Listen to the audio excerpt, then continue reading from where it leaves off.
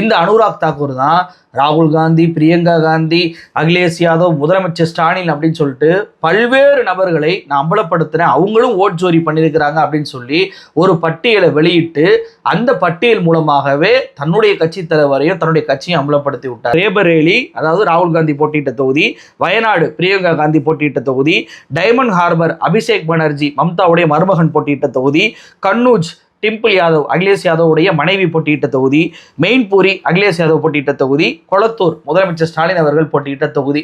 இந்த தொகுதியிலாம் ஓட் ஜோரி பண்ணியிருக்கிறாங்க அப்படின்னு சொல்லிட்டு ஒரு பட்டியலை வெளியிடுறாரு. இந்த லிஸ்ட்டை பார்த்தோன்னே உங்களுக்கு சிரிப்பு வருதா இல்லையா?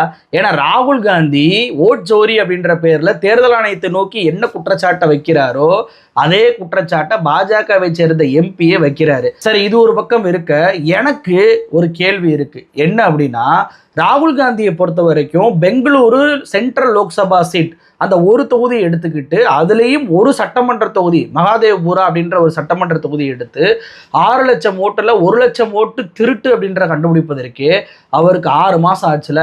ராகுல் காந்திக்கு 6 மாதம் ஆச்சு ஒரு தொகுதியில் ஓட்டு திருட்டை கண்டுபிடிக்க. இவருக்கு எப்படி ஒரே நாளில் 6 தொகுதியில் ஓட்டு திருட்டை கண்டுபிடிக்க முடிஞ்சு? எப்படி சாத்தியமாகும் தெரியுமா? ராகுல் காந்தி கேட்ட அந்த எலக்ட்ரானிக் ஓட்டர் லிஸ்ட் அதை கொடுங்க, 30 செகண்டில் நாடு முழுவதும் இவங்க எப்படியெல்லாம் ஓட் ஜோரி பண்ணியிருக்கிறாங்க அப்படின்றத நான் வெளியிடுறேன்னு சொன்னார் தெரியுமா?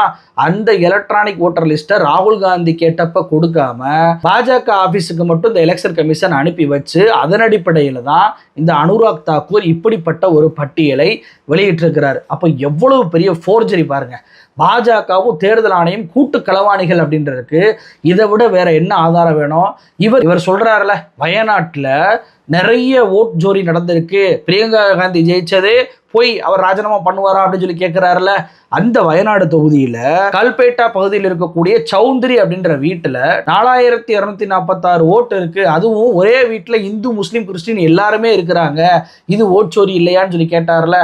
இதை கேரளாவை சேர்ந்த ஏசியா நெட் அப்படின்ற ஊடகம் ஃபேக்ட் செக் பண்ணி அம்பலப்படுத்தி விட்டாங்க. கொடுமையான விஷயம் என்ன தெரியுமா? சௌத்ரி அப்படின்றது இவர் சொல்வதை போல வீடு கிடையாதான். சௌத்ரி அப்படின்றது ஒரு ஏரியாவோட பேரா.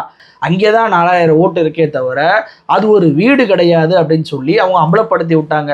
சரி, இவர் ஒரு டோர் நம்பரை சொல்கிறாரு, அந்த டோர் நம்பர்லாவது இந்து முஸ்லீம் சேர்ந்து இருக்கிறாங்களா அப்படின்னு சொல்லி அந்த ஏசியா நெட் அந்த வீட்டுக்கே போயிட்டாங்க. வீட்டுக்கு போய் பார்த்தா கணவன் மனைவி 2 பேர் மட்டும்தான், ஒரே மதத்தை சேர்ந்தவர்கள் தான் அங்கே வசிப்பது தெரிஞ்சிச்சு.